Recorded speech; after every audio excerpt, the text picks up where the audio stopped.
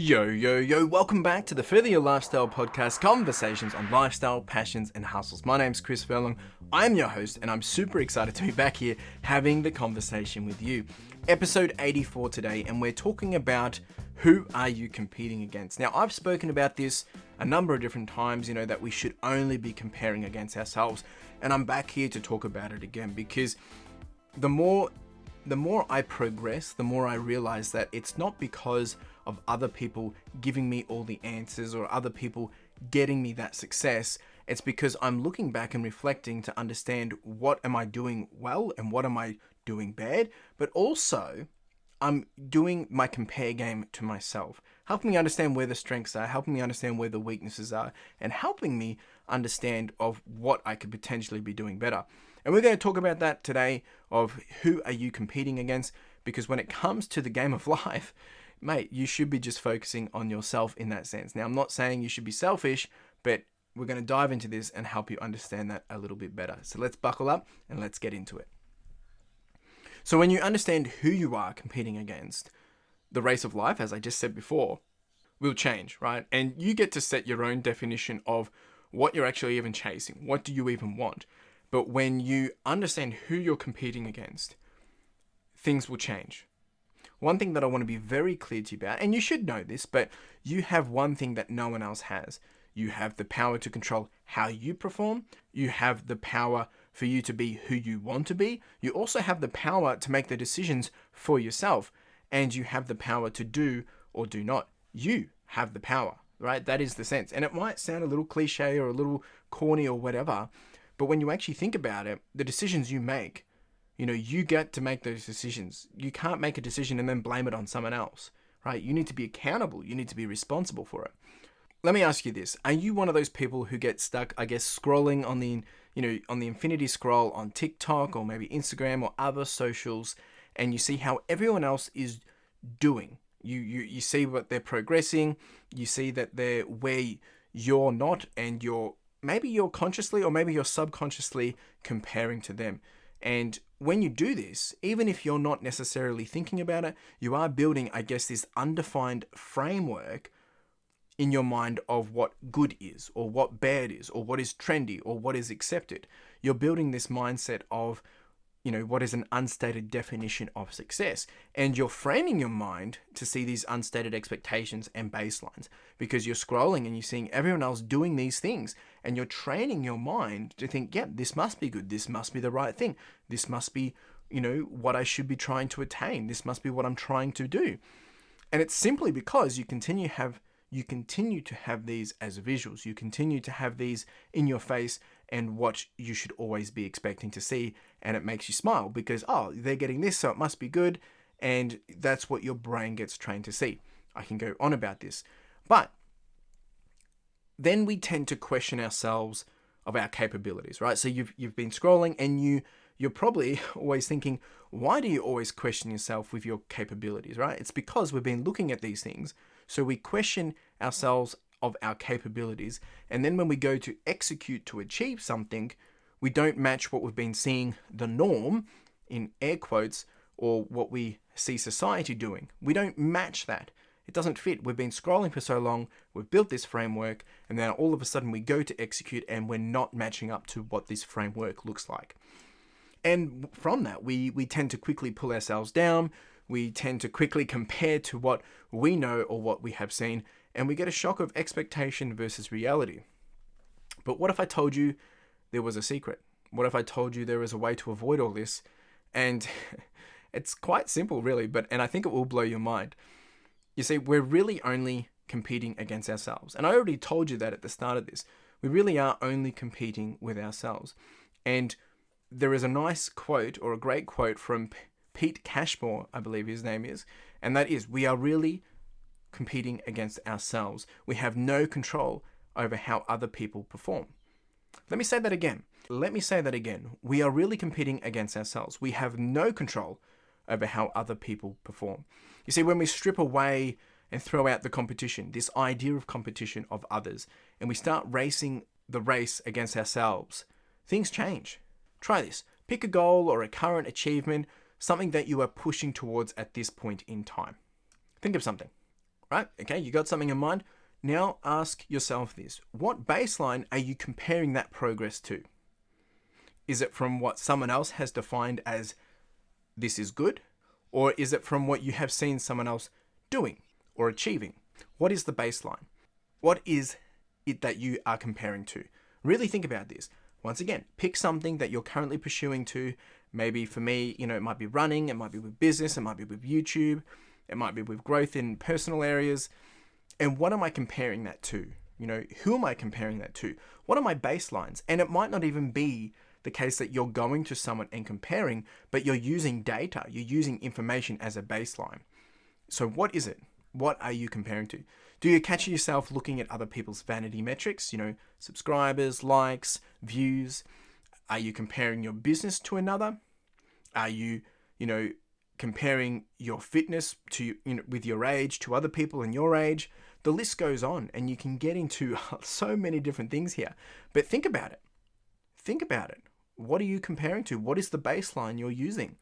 And the best answer you can give for this, and maybe you already did, it's either nothing or yourself. If you are comparing to nothing, like you don't have a baseline, it probably means because you're comparing to your start. You've just started. You just don't have one to compare to, which is okay. That's pretty good. That's actually really good because now you can start to compare from zero. But the best thing you can do, regardless, is compete and compare to yourself. I'll say that again. The best thing that you can do is compete and compare to yourself. I have done an episode diving into this before, making sure that we are going through the right process to, understand where we've come from and where we're going. And when we accept and understand that we have no control over others, this changes the game, right? Whether they look like they're ahead of us or not, we are not accountable to them. We're not responsible for them. And it shouldn't even be our problem. We are only accountable to ourselves and responsible for ourselves. We have no control over what they can and cannot do. Look, you can probably influence people, you can encourage others, you can bring others down, of course, but ultimately they get to control their story. Just like you get to make the decision. You get to choose, right? We said it at the start, you have the power to control how you perform. You have the power to choose what you want to do. But we tend to get manipulated or confused by what other people are doing, therefore we base it on what they're doing.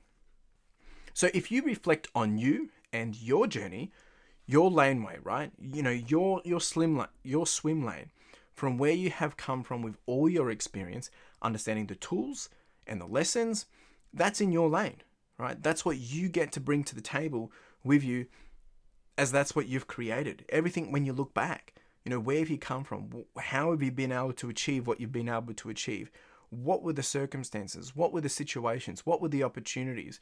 Who did you get to meet? What were the skills? What were the life lessons? Your ambition is yours. Whether it's to do X, to be Y, to have this or to have that, or to see something, or you need to own all these things. Like I said, if you want to do X, you need to own it. If you want to be Y, you need to own it. If you want to have something, you need to own it. If you want to see something or go somewhere, you need to own it. And make sure you're not letting yourself lose to yourself. This is where it gets a little bit more technical in the sense that you've got information of how you're progressing. So leverage that, right? Learn from your peers, but don't compete with them, right? Learn from them, but don't compete with them. Be inspired by your peers, but don't be jealous of them, right? And it's the same as yourself. Learn from your progress, right? Compete against your own progress. Be inspired by how far you've come, right? And that way you don't need to be jealous of where other people are at. If you want to win your own race, then you need to know this, right? If you want to win your own race, this is what you need to know. 1, where did you start? 2, what have you actually covered? What have you conquered? What have you achieved? And then 3, where are you going? These 3 will always help you. And if you ever get stuck and you're not really sure of what's going on, or you're getting, distracted by what other people are doing, use these for your current and new ambitions. Stop what you're doing, zoom out, and just take a moment to breathe and ask yourself, okay, where did I start?